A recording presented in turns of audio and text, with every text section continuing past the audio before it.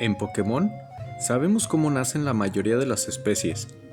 Algunos ponen huevos, otros evolucionan y algunos tienen procesos bastante claros, pero hay un Pokémon que rompe por completo esa lógica. Magnemite no tiene género, no es macho, no es hembra y aún así su especie sigue existiendo. Entonces la pregunta es inevitable, ¿cómo se reproduce Magnemite?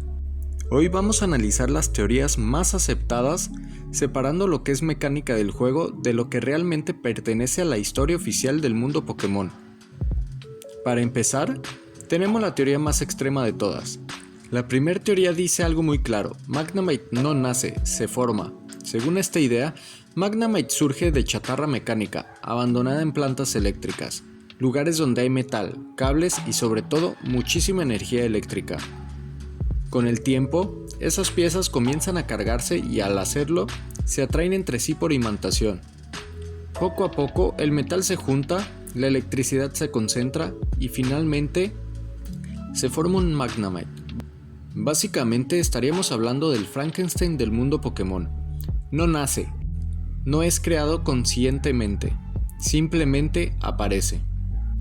Pero aquí hay un problema. Porque si Magnemite solo se formara así, ¿por qué existe su evolución? Aquí entra la segunda teoría. Sabemos que Magneton está formado por 3 Magnemites unidos.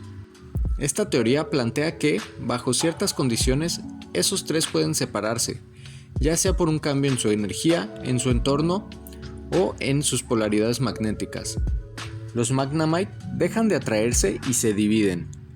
El resultado es simple: 3 Magnemite independientes que continúan existiendo por separado. Con el tiempo, cada uno vuelve a recolectar metal y eventualmente puede evolucionar otra vez.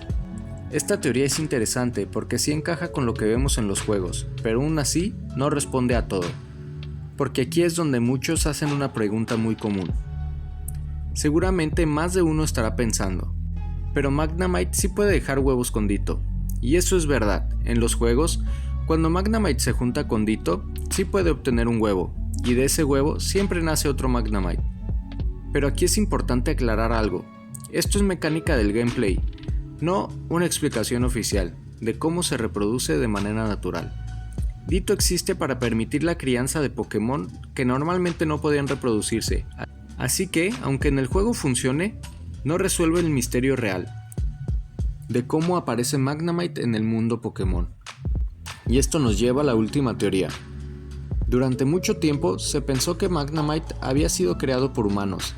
Después de todo, es metálico, usa electricidad, suena lógico. Pero esta teoría se rompe por completo cuando vemos un detalle clave.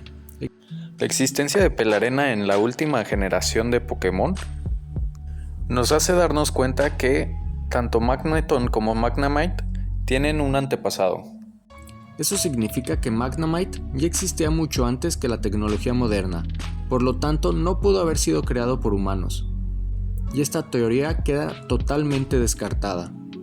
Y al final nos quedamos con esto: Pokémon nunca explicó oficialmente cómo se reproduce Magnemite. Puede que se forme por electricidad, puede que se separe de otros de su especie, o puede que exista un método que simplemente aún no conocemos.